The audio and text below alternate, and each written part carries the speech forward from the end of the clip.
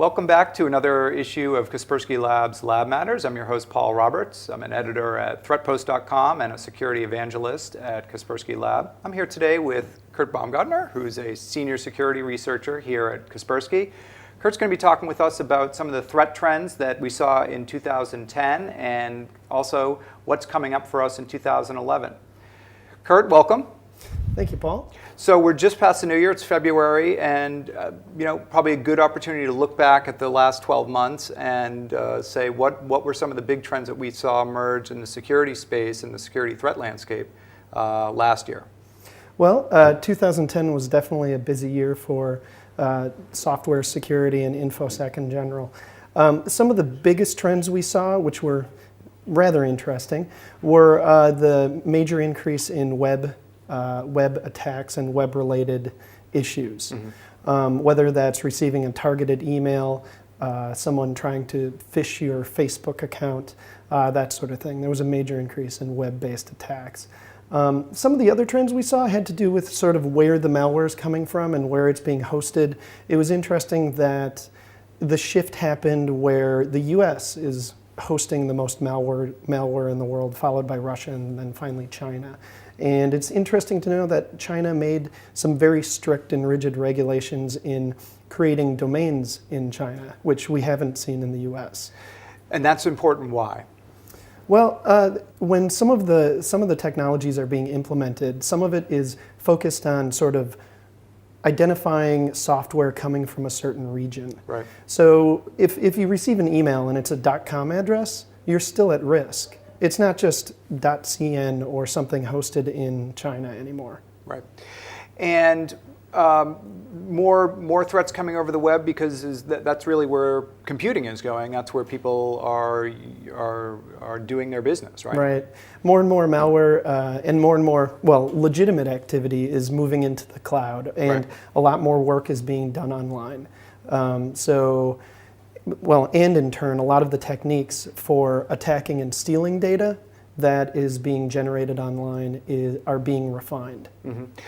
As we look ahead to the next 12 months, 2011, which of these trends do you see continuing, and what might we expect that maybe we haven't seen too much of yet? Some of the interesting things about what we're forecasting or speculating about 2011 it can be summed up in two words: steal everything. What we're seeing is a definite increase in client-side attacks, this web sort of thing, and being able to spoof other identities mm-hmm. and sort of create this trust in how the malware is being delivered. Okay. There are much more professional and organized groups doing this, and we expect that a lot more of this data is going to be stolen and warehoused so it can be traded and exchanged and in turn monetized by these guys. So in other words, not just financial data, but really any personal data or identifying information. That's right. And so in the past, for immediate financial gain, mm-hmm. These guys would buy and sell your mother's maiden name, mm-hmm. your date of birth, the sort of things that go with credit cards. Now we expect to see more about who you connect with, what you're interested in, your color, the color of your eyes, the color of your hair, other identifying information, and a lot of behavioral information. Now that Android is out and Android is being targeted more and more and the popularity of Android is going out, even your location can be tracked now. And why is that useful? What would they do with that type of data? Well, my hair and eyes are brown, So what? One of the things we don't like doing is spreading ideas about how to mm-hmm. monetize these sorts of things. But there's so much you can do with someone else's identity, and being able to sort of spoof and become someone else mm-hmm. becomes more and more valuable, depending on who you're targeting and how. You mentioned Android. Seems like the security community has been talking about the coming wave of mobile malware or mobile threats for almost a decade now, but we are actually starting to see some pickup in that space. Could you speak to what we should expect from mobile malware and mobile threats? Yeah, well, in 2010, we saw the popularity of Android booming. Mm-hmm. So around mid-2010, we saw a pretty intense focus on exploit development. In other words, getting stuff onto people's Android without them knowing. So there was a lot of effort in that direction, and we expect to see a lot more of that.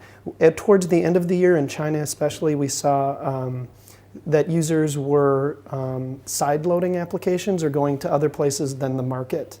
And by doing that, when they were side-loading these apps, they were installing spyware. So now there's we're seeing more and more effort towards pulling details, culling details of individuals off of Android in particular. There's also been, in 2010, there's also been a bit of activity as far as the iPhone goes and trying to get malware up into the iStore and delivering that to users. So there's been a good mix. What can people who are maybe iPhone or Android users do? I mean, is it to the level where they really need to be concerned about random malware attacks, or is this really for people who are engaged in, kind of high-risk mobile activities? We're starting to get to the point where, even with Android, if you're doing things like side-loading or loading outside of the market, or even if you're just using the market, you're exposing yourself to risk. So loading really any third-party application, and definitely if you're going outside of the Android marketplace or the app store on iTunes. That's right. Right. You've got increased risk there to malware. And what can it do? It's on your phone. What data can it get access to that might be interesting? Well, there's all sorts of things you can have on your phone. So, for example, your contact list. This is pretty common to gather. There's all sorts of other data, photos that come with the contact list, your location, what time of day you are, where you are, and then there's so many applications that store sort of information about where you're shopping. So how much coffee you drink, that sort of thing. What time of day you're purchasing that, where you are, and what you're doing. So it's really a whole picture of you and your economic activity, as well as potentially your social activity and what you're doing. Yeah, it's a pretty complete portrait of who you are.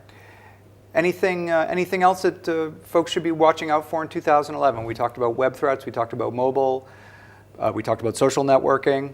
Yeah, really what it comes down to, our focus for 2011 will be on spyware.